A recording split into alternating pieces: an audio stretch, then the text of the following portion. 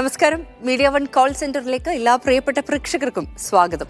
വളരെ പ്രധാനപ്പെട്ട ഒരു വിഷയമാണ് കോൾ സെന്റർ ഇന്ന് ചർച്ച ചെയ്യുന്നത്. മഞ്ഞപ്പിത്തം കരുതൽ എങ്ങനെ എന്നുള്ളതാണ് വിഷയം. സംസ്ഥാനത്ത് മഞ്ഞപ്പിത്തം പടരുന്നതായി റിപ്പോർട്ടുകൾ വന്നുകൊണ്ടേയിരിക്കുകയാണ്. രോഗബാധിതരുടെ എണ്ണത്തിലും ഒരുപാട് വർധനയുണ്ട്. പനി, ക്ഷീണം, കണ്ണുകളിലും നഖങ്ങളിലും മഞ്ഞനിറം വരിക എന്നതെല്ലാമാണ് പ്രധാനപ്പെട്ട ലക്ഷണങ്ങൾ എന്ന് പറയുന്നത്. ഇതിനെ പ്രതിരോധിക്കാൻ എന്തെല്ലാമാണ് മാർഗങ്ങൾ, ചികിത്സകൾ എന്തെല്ലാം എന്നൊക്കെയാണ് കോൾ സെന്റർ ഇന്ന് ചർച്ച ചെയ്യുന്നത്. ഇതിനായി ഇപ്പോൾ കോഴിക്കോട് ആസ്റ്റർ മിംസ് അക്കാദമിക് ഹെഡും Kozhikode medical college general medicine വിഭാഗം മുൻ മേധാവിയുമായിരുന്ന ഡോക്ടർ പി കെ ശശിധരനാണ് നമ്മോടൊപ്പം ചേരുന്നത്. മഞ്ഞപ്പിത്തവുമായി ബന്ധപ്പെട്ട പ്രേക്ഷകരുടെ സംശയങ്ങൾ താഴെ കാണുന്ന നമ്പറിൽ ഇപ്പോൾ മുതൽ വിളിച്ച് ചോദിക്കാവുന്നതാണ്. നമസ്കാരം സർ, സ്വാഗതം. സർ, പലരും ധരിച്ചു വച്ചിരിക്കുന്നത് മഞ്ഞപ്പിത്തം എന്ന് പറയുന്നത് ഒരു രോഗമാണ് എന്നുള്ളതാണ്. പക്ഷെ അതൊരു രോഗലക്ഷണമാണ് എന്ന് നമുക്കറിയാം. യഥാർത്ഥത്തിൽ എന്താണ് മഞ്ഞപ്പിത്തം എന്ന് പറയുന്നത്? മഞ്ഞപ്പിത്തം ഒരു ലക്ഷണം മാത്രമാണ്. മഞ്ഞപ്പിത്തം എന്ന് പറഞ്ഞാൽ ബ്ലഡിൽ ബിലിറൂബിൻ്റെ അളവ് ആവശ്യത്തിൽ ഉള്ള സാധാരണയിലധികം കൂടുന്ന ഒരവസ്ഥയ്ക്കാണ് നമ്മൾ ജോണ്ടിസ് എന്ന് പറയുന്നത്. ഈ ജോണ്ടിസ് ഉണ്ടാകുന്നത് ഒരുപാട് കാരണങ്ങളുണ്ട്. അതിലൊന്ന് കരളിനെ ബാധിക്കുന്ന പലതരം അസുഖങ്ങളാണ്. കരളിൻ്റെ അണുബാധയാവാം, കരളിന് ചില ടോക്സിൻസ് വഴിയാവാം, പല കാരണങ്ങളൊക്കെ ഉണ്ട്, ഒരുപാട് കാരണങ്ങൾ. അണുബാധകളിൽ ഏറ്റവും പ്രധാനം hepatitis A, hepatitis B, C ഒക്കെയാണ്. അതിൽ തന്നെ നമ്മൾ ചർച്ച ചെയ്യുന്ന വിഷയം ഹെപ്പറ്റൈറ്റിസ് എ എന്നുള്ള വൈറസ് ബാധയാണ്. ഒരുപാട് മറ്റ് പല കാരണങ്ങളെ കൊണ്ടും ലിവറിൻ്റെ പ്രവർത്തനശേഷി നശിക്കുമ്പം മഞ്ഞപ്പിത്തം വരാം. പിന്നെ മറ്റു കാരണങ്ങളും ഉണ്ട്. ബ്ലഡിൻ്റെ ചുവന്ന രക്താണുക്കൾ പെട്ടെന്ന് കൂടുതൽ നശിക്കുമ്പോൾ ജോണ്ടിസ് വരാം. ഹീമോളിറ്റിക് ജോണ്ടിസ് എന്ന് പറയും. അതുപോലെ പിത്താശയത്തിൽ നിന്നുള്ള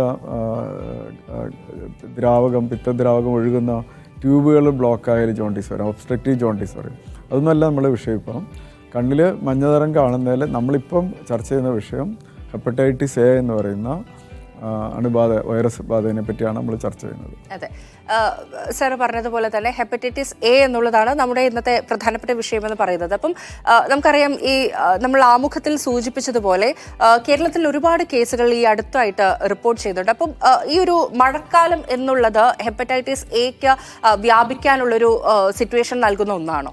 അതെ, കാരണം എന്താ വെച്ചാൽ നമ്മൾ ഏതെങ്കിലും തരത്തിൽ ഈ അണുക്കൾ ഉണ്ടാവുക മലത്തിലാണ്. രോഗം ബാധിച്ച അല്ലെങ്കിൽ രോഗാണു ശരീരത്തിൽ കടന്ന ഒരാളുടെ മലത്തിൽ ഇതിൻ്റെ അണുക്കളുണ്ടാവും. അത് കടന്ന ആൾക്ക് രോഗലക്ഷണങ്ങൾ ഉണ്ടാവണമെന്നുമില്ല. ഒരു 4 ആഴ്ച വരെയൊക്കെ അയാളുടെ മലത്തിൽ ഇതിൻ്റെ അണുക്കളുണ്ടാവും. രോഗം ബാധിച്ചാലും രോഗലക്ഷണങ്ങൾ കാണാതെ റിക്കവർ ചെയ്യുന്നവരുമുണ്ട്. രണ്ടുപേരുടെയും ഏത് തന്നെയായാലും ഈ അണുക്കൾ ഉള്ളിൽ കടന്നാൽ അത് മൾട്ടിപ്ലൈ ചെയ്യുന്ന സമയത്ത് മലത്തിൽ ഇതിൻ്റെ അണുക്കൾ വിസർജിച്ചുകൊണ്ടേയിരിക്കും. അപ്പോൾ അങ്ങനെയുള്ള ഒരാൾ വൃത്തിയില്ലാതെ, അത് മലവിസർജനത്തിന് ശേഷം കൈ സോപ്പിട്ട് കഴുകാതെ ആ കൈ കൊണ്ട് ഭക്ഷണ സാധനങ്ങൾ എടുത്തു കൊടുക്കുക, അല്ലെങ്കിൽ ഭക്ഷണം പച്ചക്കറികളും മറ്റൊക്കെ കൈകാര്യം ചെയ്യുക, അങ്ങനെയാണ് ഭക്ഷണത്തിലെത്തുന്നത്. അതുകൂടാതെ അവരുപയോഗിക്കുന്ന സെപ്റ്റിക് ടാങ്ക്, ടോയ്ലറ്റിൽ നിന്ന് സെപ്റ്റിക് ടാങ്കും കിണറും തമ്മിലുള്ള ദൂരം കുറവാണെങ്കിൽ അവിടെയും എത്തും. എങ്ങനെയെങ്കിലുമൊക്കെ വൃത്തിയില്ലാത്തതുകൊണ്ടും വ്യക്തി ശുചിത്വം ഇല്ലാത്തതുകൊണ്ടും പരിസര ശുചിത്വം ഇല്ലാത്തതുകൊണ്ടും കുടിവെള്ളം അല്ലെങ്കിൽ ഭക്ഷണം ഇതിൽ ഈ അണുക്കൾ എത്തിപ്പെടുന്നു. അതുവഴിയാണ് നമ്മൾ ശരീരത്തിൽ കിടക്കുന്നത്. ശരി സാർ, നമുക്കൊരു കോളർ ഉണ്ട്. ഷിഹാബാണ്. ഷിഹാബ് കോടാലി വിളിക്കുന്നത് തൃശ്ശൂരിൽ നിന്നാണ്. ഷിഹാബ്, സംസാരിച്ചോളൂ ഡോക്ടറോട്. ഹലോ. ഹലോ സാറേ, ഞാനേ ഷിഹാബ് സംസാരിച്ചോളൂ.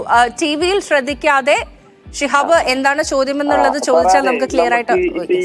മഞ്ഞപ്പിത്തം ഇല്ലേ, മഞ്ഞപ്പിത്തം എന്ന് പറഞ്ഞാല് നമ്മുടെ ഒരു സുഹൃത്ത് വിദേശത്ത് പോകാൻ പറ്റാത്തൊരു മഞ്ഞപ്പിത്തം എന്ന് പറഞ്ഞിട്ട്, അത് നിങ്ങൾ ഉദ്ദേശിക്കുന്ന ഹെപ്പറ്റൈറ്റിസ് ബിയും ഒക്കെയാണ്, സിയും ഒക്കെയാണ്. ആ മഞ്ഞപ്പിത്തം അല്ല നമ്മളിപ്പോൾ ചർച്ച ചെയ്യുന്നത്. ഇപ്പോൾ ഈ സമയത്ത് എല്ലാവരും ചർച്ച ചെയ്തുകൊണ്ടിരിക്കുന്നത് ഹെപ്പറ്റൈറ്റിസ് എ, ഭക്ഷണത്തിലൂടെയും വെള്ളത്തിലൂടെയും പകരുന്ന, നമ്മുടെ ഈ നാട്ടിൻ പുറത്തൊക്കെ ഉള്ളതല്ലേ? അതെ, അതിനെപ്പറ്റിയാണ് ഇപ്പോൾ നമ്മൾ ചർച്ച ചെയ്തുകൊണ്ടിരിക്കുന്നത്. ഇത് വലിയൊരു ഞാൻ പറഞ്ഞ സാധാ മഞ്ഞപ്പിത്തം ഇത് 2-3 സൈസാണോ മഞ്ഞപ്പിത്തം? എങ്ങനെയാണ് അതിന്റെ? മഞ്ഞപ്പിത്തം എന്ന് പറഞ്ഞാൽ കരളിനെ ബാധിക്കുന്ന പല അസുഖങ്ങളും മഞ്ഞപ്പിത്തം ഉണ്ടാക്കാം. അതിലൊന്ന് മാത്രമാണ് അണുബാധകളിൽ ഹെപ്പറ്റൈറ്റിസ് എ ആണ് നമ്മളിപ്പോൾ ചർച്ച ചെയ്തുകൊണ്ടിരിക്കുന്നത്. അത് ഭക്ഷണത്തിലൂടെയും വെള്ളത്തിലൂടെയും പകരുന്ന മഞ്ഞപ്പിത്തത്തെ പറ്റിയാണ് നമ്മളിപ്പോൾ ചർച്ച ചെയ്യുന്നത്. ബ്ലഡിലൂടെ പകരുന്ന ഹെപ്പറ്റൈറ്റിസ് ബിയും സിയും ആണ് ഇപ്പോൾ നിങ്ങൾ പറഞ്ഞ വിഷയം. പറഞ്ഞ ഇത് സാധാരണ നമുക്കിപ്പോ ഈ നാട്ടിൻപുറത്തൊക്കെ പടരുന്ന കേസാണ് അല്ലേ? അതെ അതെ അതെ അതാണ് ഇപ്പൊ നമ്മളെല്ലാവരും ചർച്ച ചെയ്തുകൊണ്ടിരിക്കുന്നത്. കാരണം ഒരുപാട് പേർക്ക് ഒന്നിച്ച് വരുന്നു, ഒരുപാട് പേർക്ക് വരുന്നു, ഒരുപാട് പേരുടെ ആരോഗ്യ പ്രശ്നങ്ങൾ ഉണ്ടാക്കുന്നു. അതിനെപ്പറ്റിയാണ് നമ്മളിപ്പോൾ ചർച്ച ചെയ്തുകൊണ്ട് അതെങ്ങനെ തടയാം എന്നുള്ളതിനെ പറ്റിയാണ് നമ്മൾ കൂടുതൽ ഇപ്പോൾ ഈ സമയത്ത് ആലോചിക്കേണ്ടത്. ഇപ്പോഴത്തെ ഇതിലല്ലേ അതിപ്പോ വെള്ളത്തിലൂടെയാണോ? അത് എങ്ങനെയാണ് സാറേ? അത് വെള്ളത്തിലൂടെയും ഭക്ഷണത്തിലൂടെയാണ് പകരുന്നത്. വെള്ളത്തിലെത്താൻ കാരണം പലപ്പോഴും നമ്മൾ സെപ്റ്റിക് ടാങ്കും കിണറും തമ്മിലുള്ള ദൂരം കുറഞ്ഞതുകൊണ്ടാവാം. 15 മീറ്ററെങ്കിലും ദൂരം ഉണ്ടാവണം സെപ്റ്റിക് ടാങ്കും കിണറുകളും തമ്മിലുള്ള ദൂരം. പിന്നെ നമ്മൾ വ്യക്തി ശുചിത്വം ഇല്ലാത്തതുകൊണ്ട് ഈ അണുക്കളുടെ ഉള്ളിൽ കടന്ന ആൾ അല്ലെങ്കിൽ ഈ രോഗം ബാധിച്ച ഒരാൾ വിസർജനത്തിന് ശേഷം കൈ സോപ്പിട്ട് കഴുകാതെ ഭക്ഷണ സാധനങ്ങളോ മറ്റൊക്കെ കൈകാര്യം ചെയ്യുമ്പോൾ ഭക്ഷണത്തിലെത്തിപ്പെടാം. അങ്ങനെ വെള്ളത്തിലും ഈ അണുക്കൾ കടന്നു കഴിഞ്ഞാൽ നമ്മൾ ശരീരത്തിൽ കടക്കാനിടയാവുന്നു. കടന്ന എല്ലാവർക്കും രോഗലക്ഷണങ്ങൾ ഉണ്ടാവണമെന്നില്ല. ഒരു 4 ആഴ്ചയ്ക്കുള്ളിൽ ലക്ഷണങ്ങൾ കാണുകയും ചെയ്യാം. രോഗലക്ഷണങ്ങൾ വന്നു കഴിഞ്ഞാൽ അവർക്ക് പനിയും ഒക്കെ വിശപ്പില്ലായ്മയും ഛർദിയും ഒക്കെ വന്ന് ഒരാഴ്ചയ്ക്കുള്ളിൽ ജോണ്ടിസ്, കണ്ണിൽ മഞ്ഞനിറം കാണാം. അത് കഴിഞ്ഞ് എല്ലാവരും രക്ഷപ്പെടുന്നുണ്ട്. രക്ഷപ്പെട്ട് കഴിഞ്ഞാൽ ഒരു 99% പേർക്കും ബുദ്ധിമുട്ടില്ലാണ്ട് രക്ഷപ്പെട്ട് കഴിഞ്ഞാൽ അവർക്ക് ലൈഫ് ലോങ് ഇമ്മ്യൂണിറ്റി കിട്ടാറുണ്ട്. സർ, നമുക്കിപ്പം ഈ രോഗം ഉണ്ട് എന്നുള്ളത് മനസ്സിലാകുന്നത് എങ്ങനെയൊക്കെയാണ്? എന്തൊക്കെ ലക്ഷണങ്ങളാണ് ഒരു ഹെപ്പറ്റൈറ്റിസ് എ വന്നാലുണ്ട്? അത് ഏറ്റവും കൂടുതൽ നമ്മളൊരു വൈറൽ ഫീവറിൻ്റെ എല്ലാ ലക്ഷണങ്ങളും ഉണ്ടാവും. ശക്തിയായ പനി, ചിലർക്ക് ചെറിയ പനി ഉണ്ടാവുള്ളൂ, മേലുവേദന, ശരീരവേദന, വിശപ്പില്ലായ്മ, ഛർദ്ദിക്കാൻ വരും. അതെല്ലാം കഴിഞ്ഞ് കുറച്ച് ഒരു പനി വിടുമ്പോഴത്തേക്കും കണ്ണിൽ മഞ്ഞനിറം വരും, ജോണ്ടിസ് വരും. ഈ വിശപ്പില്ലായ്മ, ഛർദി, പനി, ജലദോഷമൊന്നും ഇല്ലാത്ത പനിയായിരിക്കും. സാധാരണ ഫീവറിനൊക്കെ ജലദോഷത്തോടു കൂടിയ പനിയായിരിക്കും. അപ്പോൾ ജലദോഷമൊന്നും ഇല്ലാതെ പനിയും മേലുവേദനയും മാത്രം വന്ന് തീരെ വിശപ്പില്ലാത്ത അവസ്ഥ, ഛർദ്ദിക്കുക, മൂത്രത്തിന് മഞ്ഞനിറം, കണ്ണിൽ മഞ്ഞനിറം, അതാണ് അതിൻ്റെ ലക്ഷണങ്ങൾ ഉണ്ടാവുക. പനി വിടുമ്പോഴത്തേക്കാണ് സാധാരണ കണ്ണിൽ മഞ്ഞനിറം വരുന്നത്. ഓക്കെ സർ, അറിയാൻ വേണ്ടി ചോദിക്കുകയാണ്. ഇപ്പം ഒരുപാട് കാറ്റഗറീസ് ഉണ്ടെന്ന് സാർ പറഞ്ഞു, ABC അങ്ങനെയുള്ള കാറ്റഗറീസ് ഉണ്ടെന്ന് പറഞ്ഞു. എയുടെ അതേ ലക്ഷണങ്ങളായിരിക്കും മറ്റ് എല്ലാത്തിലും? അതെ, അതിനകത്ത് മറ്റുള്ളതിനൊക്കെ എങ്ങനെയാ വെച്ചാൽ ഈ ജോണ്ടിസ് എന്നുള്ള ഒരു ലക്ഷണമായിട്ടോ ഫീവറായിട്ടോ അവർ വരുന്നില്ല. ഹെപ്പറ്റൈറ്റിസ് ബിയും സിയും ഒക്കെ ക്ഷീണമൊക്കെ ആയിട്ട് വരുമ്പോൾ ഡോക്ടറാണ് പലപ്പോഴും ജോണ്ടിസ് കണ്ടുപിടിക്കുന്നത്. ഇവരങ്ങനെയല്ല, ശക്തിയായിട്ടുള്ള പനി, മേലുവേദന ഒക്കെ ആയിട്ട് വരുന്നു. ആ സമയത്ത് ചിലപ്പോൾ ജോണ്ടിസ് ഉണ്ടാവണമെന്നില്ല, ഡോക്ടർ സംശയിച്ചിട്ടാണ് കണ്ടുപിടിക്കുന്നത്. അല്ലെങ്കിൽ കുറച്ചുകൂടെ കഴിയുമ്പോഴത്തേക്കും ജോണ്ടിസ് വരും. മറ്റൊരു ജോണ്ടിസ് പോലെ അവരറിയുന്നില്ല. ജോണ്ടിസ് ആയിട്ട് ചിലപ്പോൾ വരികയും ചെയ്യാം, പക്ഷെ അവർക്ക് പനിയില്ല, ക്ഷീണം മാത്രമേ ഉണ്ടാവുള്ളൂ. അത് വേറൊരു വിഭാഗം പ്രോബ്ലമാണ്, ബ്ലഡിലൂടെയാണ് അത് വരുന്നത്. അതിനെപ്പറ്റി നമ്മളിപ്പം ഇതിനെപ്പറ്റി മാത്രം ചർച്ച ചെയ്യുന്നതായിരിക്കും. Okay sir, okay. നമുക്കറിയാം ഇപ്പം നമ്മൾ ഈ ന്യൂ ബോൺ ബേബീസിൽ ഈ മഞ്ഞപ്പിത്തം ഉള്ളതായിട്ട് നമ്മൾ റിപ്പോർട്ടുകൾ അങ്ങനെയൊക്കെ കണ്ടിട്ടുണ്ട്. അപ്പം അതെന്താണ് അങ്ങനെ സംഭവിക്കുന്നത്? അതും വേറൊരു തരം മഞ്ഞപ്പിത്തമാണ്. ന്യൂ ബോൺസിന് ഈ ചുവന്ന രക്താണുക്കൾ പെട്ടെന്ന് നശിച്ചു പോയാലുണ്ടാവും, അല്ലെങ്കിൽ ബിലിറൂബിൻ എന്നുള്ള ചുവന്ന രക്താണുക്കൾ നശിക്കുമ്പോൾ ഉണ്ടാകുന്ന ബിലിറൂബിനെ പെട്ടെന്ന് പുറത്ത് കളയാൻ പറ്റാത്ത അവസ്ഥ കൊണ്ടൊക്കെ ന്യൂ ബോൺസിന് ജോണ്ടിസ് വരാം. ഒബ്സ്ട്രക്റ്റീവ് ജോണ്ടിസ് അങ്ങനെയൊക്കെ അതും ഈ വിഷയത്തിൽ പെടുന്നില്ല. ഓക്കെ സർ, നമുക്കൊരു കോളർ ഉണ്ട്. വർഗീസ് ആണ്, നെടുമ്പാശ്ശേരിയിൽ നിന്നാണ് വർഗീസ് വിളിക്കുന്നത്. വർഗീസ് സംസാരിച്ചോളൂ. ഹലോ ഹലോ ഹലോ സർ, ഒരു സെക്കൻഡ്. വർഗീസ്, ടിവിയുടെ വോളിയം മ്യൂട്ട് ചെയ്ത് സംസാരിക്കാമോ? ഞാൻ ഇപ്പൊ ഈ ചെറിയൊരു പനിയുണ്ട് സാറേ. പറഞ്ഞോളൂ. കേൾക്കുന്നുണ്ട്. ചെറിയൊരു പനിയുണ്ട്, പറഞ്ഞോളൂ. ഞാൻ ഇരിക്കുന്നത്. അപ്പൊ ചെറിയ പനിയുണ്ട്. അപ്പൊ ഇത് മഞ്ഞപ്പിത്തത്തിന് ഞാൻ ഹോസ്പിറ്റലിൽ പോയിട്ടില്ല. മഞ്ഞപ്പിത്തമാണെന്നുള്ള സംശയം മാത്രമല്ലേ ഉള്ളൂ? ചെറിയൊരു പനിയുണ്ട്. അപ്പൊ ചെറിയ പനി വന്നതുകൊണ്ട് മഞ്ഞപ്പിത്തം ആവണമെന്നൊന്നുമില്ല. ജലദോഷത്തോടെ അല്ലാത്ത പനി മാത്രമേ. ഈ ഹോസ്പിറ്റലിൽ പോകണം എന്ന് വിചാരിച്ചു. ഇന്നലെ ചെന്നപ്പോ ഭയങ്കര തിരക്കായിരുന്നു. അത് എന്ന് വെച്ചാൽ സാധാരണ ഒരു പനി മാത്രമാണെങ്കിൽ, ജലദോഷമുള്ള പനിയാണെങ്കിൽ 3 ദിവസമൊന്നും ഒരിടത്തും പോകണ്ട, വീട്ടിൽ തന്നെ ഇരുന്നാൽ മതി. അതല്ല, പനി, ശക്തിയുള്ള പനിയും മേലുവേദനയും ജലദോഷം ഇല്ല എങ്കിൽ ചെറിയൊരു സാധ്യതയുണ്ട് അത് വൈറൽ ഹെപ്പറ്റൈറ്റിസ് ആവാനുള്ളത്. പക്ഷെ അതേ ലക്ഷണം തന്നെയാണ് ഡെങ്കി ഫീവറിനൊക്കെ ഉണ്ടാവുക. അപ്പോൾ എന്തായാലും കുറഞ്ഞില്ലെങ്കിൽ, അല്ലെങ്കിൽ ശക്തിയായ മേലുവേദനയുണ്ട്, ഛർദ്ദിക്കാൻ വരുന്നുണ്ട്, മൂത്രത്തിന് മഞ്ഞാറമൊക്കെ ഉണ്ടെങ്കിൽ സംശയിക്കണം. അപ്പോൾ ഡോക്ടറെ കാണിക്കുക. മെഡിക്കൽ ഷോപ്പിൽ നിന്ന് മരുന്ന് മേടിച്ച് കഴിക്കരുത്. അത് മാത്രം ശ്രദ്ധിച്ചാൽ മതി. Okay okay okay. നമ്മൾ ഒരുപാട് ലക്ഷണങ്ങൾ പറഞ്ഞു, അതുപോലെ തന്നെ ഒരുപാട് എങ്ങനെയൊക്കെ ഈ രോഗം വരാനുള്ള പടരാനുള്ള സാധ്യതയൊക്കെ പറഞ്ഞു. ഭക്ഷണത്തിൽ നിന്നാണ് കൂടുതലായിട്ടും ഹെപ്പറ്റൈറ്റിസ് എ ഉണ്ട് അല്ലെങ്കിൽ അത് പടരുന്നത് എന്ന് മനസ്സിലാക്കുകയാണ്. അതെങ്ങനെയാണ് കൂടുതലായിട്ട് സംഭവിക്കുന്നത് സർ? അതിപ്പോൾ ഞാൻ ആദ്യം പറഞ്ഞല്ലോ, ഇപ്പോൾ ഒരാൾക്ക് ഈ അണുക്കൾ ഉള്ളിൽ കടന്ന ഒരാൾ, അയാൾക്ക് മഞ്ഞപ്പിത്തം വരണതിന് മുമ്പ് തന്നെ ആ അണുക്കളെ മലത്തിലൂടെ വിസർജിക്കുന്നുണ്ട്. മഞ്ഞപ്പിത്തം വന്നാലും കുറച്ച് നാളത്തേക്കൊക്കെ ഉണ്ടാവും. അങ്ങനെ മലത്തിലൂടെ അണുക്കളെ വിസർജിച്ചുകൊണ്ടിരിക്കുന്ന ഒരാൾ മലവിസർജനത്തിന് ശേഷം കൈ സോപ്പിട്ട് കഴുകാതെ ആ കൈ കൊണ്ട് ഭക്ഷണ സാധനങ്ങൾ എടുത്തു കൊടുക്കുക, പ്ലേറ്റ് എടുത്തു കൊടുക്കുക, ഭക്ഷണ സാധനങ്ങൾ പച്ചക്കറികളോ മറ്റൊക്കെ എടുത്ത് വയ്ക്കുക. അങ്ങനെ എന്തെങ്കിലും ചെയ്യുമ്പോൾ ചിലപ്പോൾ പച്ചക്കറികൾ നമ്മൾ വേവിക്കാണ്ടും ചൂടാക്കാണ്ടും കഴിക്കുമ്പോൾ അതിനകത്ത് അണുബാധ കിട്ടാം.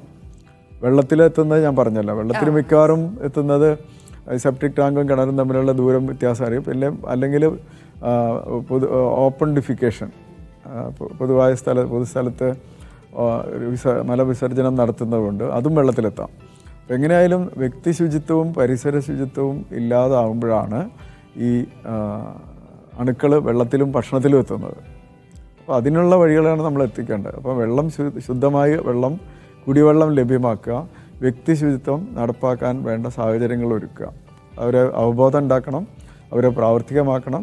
അങ്ങനെ വ്യക്തി ശുചിത്വം നന്നാക്കിക്കൊണ്ടും പരിസര ശുചിത്വം നന്നാക്കിക്കൊണ്ടും ശുദ്ധമായ കുടിവെള്ളം ടാപ്പിലൂടെ ലഭ്യമാക്കിക്കൊണ്ട് മാത്രമേ ഈ അസുഖത്തിനെ ശരിക്കും തടയാൻ പറ്റുള്ളൂ.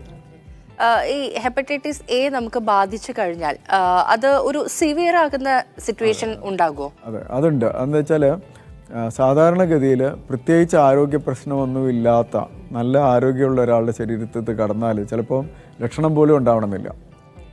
ഒരു ലക്ഷണം ഇല്ലാണ്ട് തന്നെ അവർ റിക്കവർ ചെയ്യും, ലൈഫ് ലോങ് ഇമ്മ്യൂണിറ്റിയും കിട്ടും. അങ്ങനെ ഒരു ഭാഗമുണ്ട്. അപ്പോൾ നമ്മളെ ആരോഗ്യം സംരക്ഷിക്കുക എന്നുള്ളതാണ് അവിടെയും നമുക്ക് ചെയ്യാൻ പറ്റുന്ന ഒരു വലിയൊരു കാര്യം. നല്ല സമീകൃത ആഹാരം കഴിക്കുക, തടി കൂടാണ്ട് നോക്കുക, മദ്യപിക്കാതിരിക്കുക, പുകവലിക്കാതിരിക്കുക. അങ്ങനെയൊക്കെ ചെയ്തു കഴിഞ്ഞാൽ കടന്നാൽ പോലും നമുക്ക് അസുഖം വരാതെ രക്ഷപ്പെടാൻ പറ്റും. അതേസമയത്ത് ഈ അണുക്കൾ കടക്കുന്ന ഒരാളുടെ ശരീരം തടിച്ച ഒരാളാണെങ്കിൽ അവർക്ക് ഫാറ്റി ലിവർ ഉണ്ടാവും. അല്ലെങ്കിൽ മദ്യപിക്കുന്ന ഒരാളാണെങ്കിൽ വേറെ മുൻപേ തന്നെ ലിവർ ഡിസീസ് ഉണ്ടാവും. പല കാരണങ്ങളെ കൊണ്ട് ലിവർ ഡിസീസ്, ഓട്ടോ ഇമ്മ്യൂൺ എന്നൊക്കെ പറഞ്ഞ് പല കാരണങ്ങളെ കൊണ്ട് ലിവർ ഡിസീസ് മുൻപേ തന്നെ ഉള്ളവരായിരിക്കും.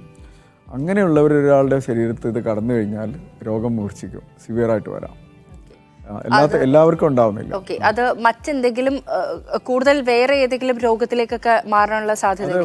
ലിവറിന്റെ ഡാമേജിന്റെ സിവിയറിറ്റി അനുസരിച്ച്, അതിന്റെ കാഠിന്യം അനുസരിച്ചാണ് ലക്ഷണങ്ങൾ മാറിപ്പോകുന്നത്. അത് സിവിയർ ഹെപ്പറ്റോസെല്ലുലാർ ഡാമേജ് എന്നൊക്കെ പറയും.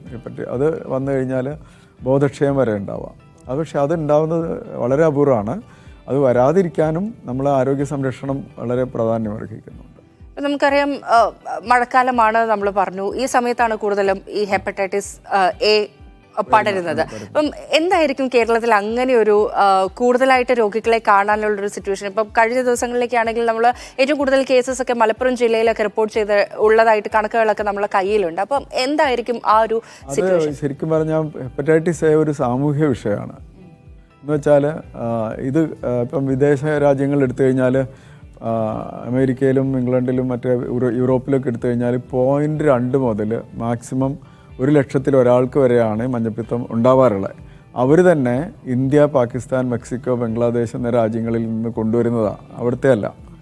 എന്ന് വെച്ചാൽ നമ്മുടെ നാട്ടിലുണ്ടാവുന്നതിന് കാരണം അവർ തടഞ്ഞത് എങ്ങനെയാണെന്ന് നമ്മൾ തിരിച്ചറിയണം. അവർ തടഞ്ഞത് ശുദ്ധമായ കുടിവെള്ളം ടാപ്പിലൂടെ എല്ലാവർക്കും എത്തിച്ചുകൊണ്ടാണ്, പരിസര ശുചിത്വം നടപ്പാക്കിക്കൊണ്ടാണ്, വ്യക്തി ശുചിത്വം നടപ്പാക്കാൻ വേണ്ട സാഹചര്യങ്ങൾ ഒരുക്കിക്കൊണ്ടാണ്. അത് നല്ല ടോയ്ലറ്റും ഒക്കെ സൗകര്യങ്ങളൊക്കെ കൊടുക്കണം. ജനങ്ങളെല്ലാവരും ഭക്ഷണം കഴിക്കുന്നതിന് മുമ്പും ടോയ്ലറ്റിൽ പോയി കഴിഞ്ഞാലും കൈ സോപ്പിട്ട് കഴുകുമെന്ന് ഉറപ്പാക്കുന്നു. ഇതെല്ലാം വ്യക്തി ശുചിത്വം നല്ലവണ്ണം നടപ്പാക്കുക, ശുദ്ധമായ കുടിവെള്ളം ടാപ്പിലൂടെ എത്തിച്ചു കൊടുത്താൽ ഈ രോഗത്തെ 99% തടയാൻ പറ്റും. അതിലേക്കാണ് നമ്മൾ ശ്രദ്ധ ചെന്നെത്തേണ്ടത്. പക്ഷെ അത് മാത്രം ഇവിടെ എന്തുകൊണ്ടോ നമ്മൾ അതൊരു പ്രയോറിറ്റി അല്ലാത്ത ഒരു കാര്യമായി കിടക്കുകയാണ്. ആ കാര്യത്തിൽ ഞാൻ പലപ്പോഴും ശ്രീലങ്ക പോലും ആ കാര്യത്തിൽ നമ്മളെക്കാളും മുമ്പിലാണ്. അവിടെ പോലും ടാപ്പിലെ വെള്ളം ശുദ്ധമാണ്. ലോകത്തെ എല്ലാ രാജ്യങ്ങളിലും ടാപ്പിലെ വെള്ളം കുടിക്കാൻ പറ്റും, തിളപ്പിക്കേണ്ട ആവശ്യമില്ല, ഫിൽറ്റർ ചെയ്യേണ്ട ആവശ്യമില്ല. നമ്മളെ നാട്ടിലിപ്പോഴും കുടിവെള്ളം ശുദ്ധമല്ല. നമ്മൾ ഗ്യാസിലൂടെ പൈപ്പിലൂടെ, സെക്യൂർ പൈപ്പിലൂടെ ഗ്യാസ് എത്തിച്ചു കൊടുക്കാൻ നമ്മൾ വ്യഗ്രത കാണിക്കുക, അതും വേണം. പക്ഷെ അതിനേക്കാളും മുമ്പ് ചെയ്യേണ്ട ഒരു കാര്യമുണ്ടായിരുന്നു. അത്തരം പൈപ്പിലൂടെ ശുദ്ധമായ കുടിവെള്ളം വീട്ടിലെത്തണം.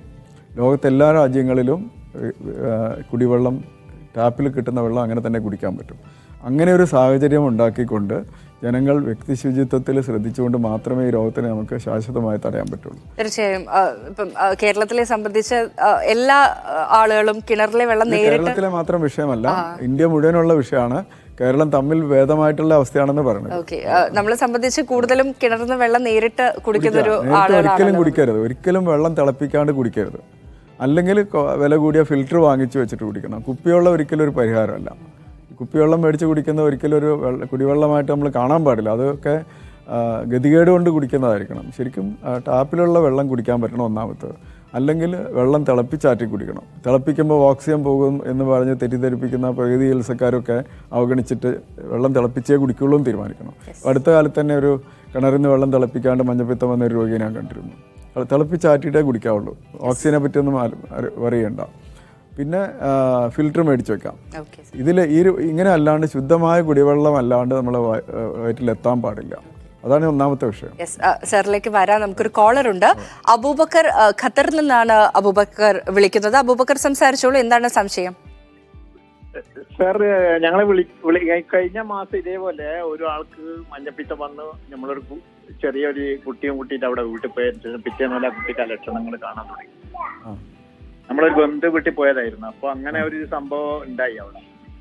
അപ്പൊ അത് വീണ്ടും അതങ്ങനെ പ്രതിരോധിക്കാൻ എന്തെങ്കിലും വല്ല സംവിധാനം ഉണ്ടോ? അല്ല, ഒരിക്കൽ വന്നു കഴിഞ്ഞാൽ രണ്ടാമത് വരില്ല. അതേ മഞ്ഞപ്പിത്തം വരില്ല. ഈ ഒരു അണുബാധ കൊണ്ടുള്ള മഞ്ഞപ്പിത്തം ഒരിക്കൽ വന്നു കഴിഞ്ഞാൽ നമുക്ക് ശാശ്വതമായി പ്രതിരോധമുണ്ട്. ലൈഫ് ലോങ് ഇമ്മ്യൂണിറ്റി എന്ന് പറയും. അതേസമയത്ത് വേറെ മഞ്ഞപ്പിത്തം വരാം. ഒരുപാട് വേറെ അണുക്കളുണ്ട്, വേറെ മഞ്ഞപ്പിത്തത്തിന് കാരണങ്ങളുണ്ട്, അതൊക്കെ വരാം. ഈ ഒരു അണുക്കളെ കൊണ്ട് ഈ ഭക്ഷണത്തിലൂടെ പകരുന്ന ഈ ഒരു ഹെപ്പറ്റൈറ്റിസ് എ എന്ന് പറയുന്ന അണുബാധ ഒരിക്കൽ വന്നു കഴിഞ്ഞ് രക്ഷപ്പെട്ടാൽ നമുക്ക് വരില്ല. അത് അങ്ങനെ ഒരു ഗുണമുണ്ട് ഇതിന്. ഇത് വന്നു കഴിഞ്ഞിട്ട് നമുക്ക് രക്ഷപ്പെട്ട് കഴിഞ്ഞാൽ ശാശ്വതമായിട്ടും ലൈഫ് ലോങ് നമുക്ക് ആ രോഗം വരാതെ ഇരിക്കും. അങ്ങനെ ഒരു വ്യത്യാസമുണ്ട്. പല കാറ്റഗറിയിലുള്ള മഞ്ഞപ്പിത്തം ഉണ്ട്. പല കാറ്റഗറി ഉണ്ട്. അതാണ് ഞാൻ പറഞ്ഞത്. വെള്ളത്തിലൂടെ പകരുന്ന അപൂർവമായി കാണുന്ന ഹെപ്പറ്റൈറ്റിസ് ഇ എന്ന് പറഞ്ഞൊരു അണുബാധയുണ്ട്. അത് നമ്മളിവിടെ അധികമില്ല. പിന്നെ ഉള്ളത് ബ്ലഡിലൂടെ പകരുന്ന ബ്ലഡ് വഴി പകരുന്ന ഹെപ്പറ്റൈറ്റിസ് ബി, സി ഒക്കെയാണ്. പിന്നെ മഞ്ഞപ്പിത്തം ലക്ഷണമായിട്ട് പല അണുബാധകളും ഉണ്ട്. മലേറിയയ്ക്ക് പോലും ഉണ്ടാവാം. നമ്മളിപ്പോൾ ചർച്ച ചെയ്യുന്നത് വെള്ളത്തിലൂടെ പകരുന്ന ഇപ്പോൾ കണ്ടുകൊണ്ടിരിക്കുന്ന കൂടുതലായിട്ട് കാണുന്ന മഞ്ഞപ്പിത്തത്തെ പറ്റിയാണ്. ഇത് നമുക്ക് ശരിക്കും കുട്ടികൾക്ക് മനസ്സിലാവാനുള്ള എന്താ പെട്ടെന്ന് നമ്മളെ കുട്ടികളിൽ ഉണ്ടാകുന്ന ഒരു പ്രതിഭാസം എന്താണ്? അതന്നെ കുട്ടികളും വലിയവരൊന്നുമില്ല. വന്നു കഴിഞ്ഞാൽ ഉടനെ ആദ്യം പനിയാണ് വരിക. പനി അതിനോടൊപ്പം തന്നെ വിശപ്പില്ലായ്മ, ഛർദി, മൂത്രത്തിന് മഞ്ഞവരം വരും. കുറച്ച് കഴിഞ്ഞിട്ടാണ് കണ്ണിൽ മഞ്ഞവരം വരുന്നത്. അതങ്ങനെയാണ് ഉണ്ടാവുന്നത്. അപ്പോൾ പനി, ജലദോഷമൊന്നും ഇല്ലാത്ത പനി മാത്രമായിട്ടുള്ളവർക്ക് ഈ ഒരു രോഗമാണോ എന്നുള്ളൊരു സംശയം ഉണ്ടാകുന്നത് നല്ലതാണ്. സർ, മുൻപ് വിളിച്ച കോളർ സൂചിപ്പിച്ചതുപോലെ ഒരിക്കൽ ഹെപ്പറ്റൈറ്റിസ് എ വന്നു കഴിഞ്ഞാൽ പിന്നെ ആ രോഗം ഉണ്ടാകാനുള്ള സാധ്യതയില്ലേ? ഇല്ല, ഹെപ്പറ്റൈറ്റിസ് എ ഉണ്ടാവില്ല. ഒരിക്കൽ വന്ന് രക്ഷപ്പെട്ടാൽ ഹെപ്പറ്റൈറ്റിസ് എക്ക് ലൈഫ് ലോങ് ഇമ്മ്യൂണിറ്റി ഉണ്ട്. ഓക്കെ, നമുക്കൊരു കോളർ ഉണ്ട്. മഞ്ചേരിയിൽ നിന്ന് മുഹമ്മദ് ആണ് വിളിക്കുന്നത്. മുഹമ്മദ് സംസാരിച്ചോളൂ. ഹലോ, സംസാരിച്ചു. Good evening doctor. Good evening. Good evening sir. Good evening. Good evening.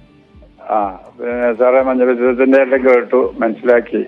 മഞ്ഞപ്പിത്തം ഉണ്ടായ ആൾക്ക് ഒരു കൊല്ലങ്ങളോളം കഴിഞ്ഞിട്ടും പിന്നെ രക്തം പരിശോധിച്ചപ്പോൾ അതിന്റെ അണുക്കളെ കണ്ടൊരു സംഭവമുണ്ട്. അത് വേറെ മഞ്ഞപ്പിത്തമാണ്. ഹെപ്പറ്റൈറ്റിസ് ബി ആണ് നിങ്ങൾ ഉദ്ദേശിക്കുന്നത്. നമ്മളിപ്പോ ചർച്ച ചെയ്തുകൊണ്ടിരിക്കുന്ന ഭക്ഷണത്തിലൂടെയും വെള്ളത്തിലൂടെയും പകരുന്ന മഞ്ഞപ്പിത്തത്തെ പറ്റിയാണ്. അതൊരിക്കൽ വന്നു കഴിഞ്ഞാൽ പിന്നെ ഉണ്ടാവില്ല. എന്നാ സാറേ, ഈ വെള്ളം പൈപ്പ് വെള്ളം നിറഞ്ഞു, പിന്നെ കുപ്പിവെള്ളം എന്ന് സാറ് പറഞ്ഞു. അപ്പൊ ഈ പൈപ്പ് വെള്ളം കുപ്പിവെള്ളം സുലഭമായിട്ട് എല്ലായിടത്തും കിട്ടണേ. അപ്പൊ അത് വിശ്വസനീയമല്ല എന്നുള്ളത് ഏകദേശം ഉറപ്പായി വരുന്നുണ്ട്. അപ്പൊ അതല്ലാതെ നമ്മളിപ്പോ എല്ലാ സ്ഥലത്തേക്കും നമ്മൾ തിളപ്പിച്ചാറിയ വെള്ളം കൊണ്ട് കുട്ടികളും ബസ് യാത്രയൊക്കെ എടുക്കുമ്പോൾ കൊണ്ടുപോകാൻ പറ്റൂല. അവിടെ ഉള്ളതല്ലേ സാറേ നമ്മൾ കുടിക്കുക. അപ്പൊ അതിനുള്ള സംവിധാനം എല്ലായിടത്തും സർക്കാരോ മറ്റ് ഞാൻ പറയുന്നത് എന്താ വെച്ചാല്, സർക്കാർ പ്രവർത്തിക്കുന്നത് ജനങ്ങൾ ആവശ്യപ്പെടുന്നതിനനുസരിച്ചിട്ടാണ്. സർക്കാർ എന്ന് പറയുന്നത് ജനങ്ങളുടെ പ്രതിനിധികൾ തന്നെയല്ലേ. അപ്പൊ ജനങ്ങൾ എല്ലാവരും മനസ്സിലാക്കണം, ശുദ്ധമായ കുടിവെള്ളം ടാപ്പിലൂടെ കിട്ടേണ്ടത് ഒരു മുൻഗണന അർഹിക്കുന്ന വിഷയമാണെന്ന്. അത് ജനങ്ങൾ പറയാത്തത് കൊണ്ടാണ് സർക്കാർ നടപ്പാക്കാത്തതെന്ന് എനിക്ക് തോന്നിയിട്ടുള്ളത്. അപ്പോൾ നമ്മളത് മനസ്സിലാക്കണം. ടാപ്പിലൂടെ ശുദ്ധമായ കുടിവെള്ളം വേണമെന്ന് എല്ലാവരും പറഞ്ഞാൽ വലിയ താമസമൊന്നും ഇല്ലാണ്ട് അത് ലഭ്യമാക്കാൻ പറ്റും. അതാണ് ഏറ്റവും പ്രധാനം. പിന്നെ അതുവരത്തേക്ക് വെള്ളം തിളപ്പിച്ചാറ്റിയ വെള്ളം മാത്രമേ കുടിക്കാവുള്ളൂ. അല്ലെങ്കിൽ വാട്ടർ ഫിൽറ്റർ മേടിച്ച് വെക്കണം. അല്ലാതെ ഒരിക്കലും കിണറിലെ വെള്ളം അങ്ങനെ തന്നെ കുടിക്കരുത്. അതാണ് ഒന്നാമത്തെ കാര്യം. പിന്നെ വ്യക്തി ശുചിത്വമാണ് ഞാൻ പറഞ്ഞല്ലോ. അത് ചിലപ്പോൾ നമ്മുടെ തന്നെ ശരീരത്തിൽ അല്ലെങ്കിൽ കുട്ടികളുടെ ആരെങ്കിലും ഒക്കെ ശരീരത്തിൽ അതിൻ്റെ അണുക്കൾ കൊണ്ടു നടക്കുന്നുണ്ടാവും. മഞ്ഞപ്പിത്തം വരുന്നതിന് മുമ്പ് തന്നെ അണുക്കൾ മറ്റുള്ളവരിലേക്ക് പകരാനും ഇടയാവും. അപ്പോൾ വ്യക്തി ശുചിത്വം വളരെ കൃത്യമായിട്ട് പാലിക്കുക. കൈ സോപ്പിട്ട് കഴുകാണ്ട് ഭക്ഷണം കഴിക്കരുത്, ഭക്ഷണ സാധനങ്ങൾ എടുത്തു കൊടുക്കരുത്, പ്ലേറ്റ് എടുത്തു കൊടുക്കരുത്. ടോയ്ലറ്റിൽ പോയി കഴിഞ്ഞാൽ കൈ സോപ്പിട്ട് കഴുകാണ്ട് ആ കൈ കൊണ്ട് ഒരു പ്രതലത്തിലും സ്പർശിക്കാൻ പാടില്ല, ഒരു ടാപ്പ് പോലും തൊടാൻ പാടില്ല കൈ സോപ്പിട്ട് കഴുകാണ്ട്.